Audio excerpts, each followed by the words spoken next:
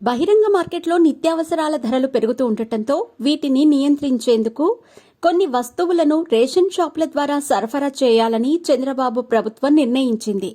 రాష్ట్ర వ్యాప్తంగా రాయితీ ధరలపై పంచదార, గోధుమ పిండి, కందిపప్పును సరఫరా చేయబోతున్నారు. ఈ మేరకు ముఖ్యమంత్రి చంద్రబాబు నాయుడు పౌర సరఫరాల శాఖను ఆదేశించారు. అంతేకాకుండా రాబోయే 3 నెలల వరకు అంటే అక్టోబర్ వరకు సరిపోయేలా నిత్యావసరాలను పంపిణీ చేయాలని సూచించారు. పౌర సరఫరాల శాఖ కాంట్రాక్టర్ల నుంచి టెండర్లను ఆహ్వానించింది. బియ్యంతో పాటు గోధుమ పిండి, పంచదార, కందిపప్పు సరఫరా కోసం టెండర్లను పిలవగా కాంట్రాక్టర్లు పంచదారపై ఎక్కువ ధరను కోట్ చేయడంతో మంత్రి నాదెండ్ల మనోహర్ వీటిని రద్దు చేసి కొత్తగా టెండర్లను మళ్లీ పిలిచారు. 22,500 టన్నుల కందిపప్పును, 17,538 టన్నుల పంచదారను సేకరించాలని ప్రభుత్వం లక్ష్యంగా పెట్టుకుంది. ఈ ప్రొక్యూర్మెంట్ ద్వారా ఈ వారంలో వీటిని అధికారులు పూర్తి చేయబోతున్నారు. ఆగస్టు నుంచి రేషన్ కార్డు ఉన్నవారికి రాయితీపై 67 రూపాయలకే కేజీ కందిపప్పును అందివ్వబోతున్నారు.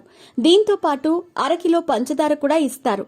నిత్యావసర వస్తువులను ఇచ్చేటప్పుడు తూకంలో తేడాలు రావడంతో ప్రస్తుతం రేషన్ వస్తువులను ఇవ్వటం ప్రభుత్వం నిలిపివేసింది.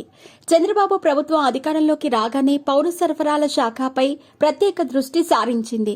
మంత్రి మనోహర్ రాష్ట్ర వ్యాప్తంగా విస్తృతంగా తనిఖీలు నిర్వహించారు. సమస్యలన్నింటినీ పరిష్కరించి వచ్చే నెల నుంచి సరుకులను ప్రజలకు అందివ్వబోతున్నారు.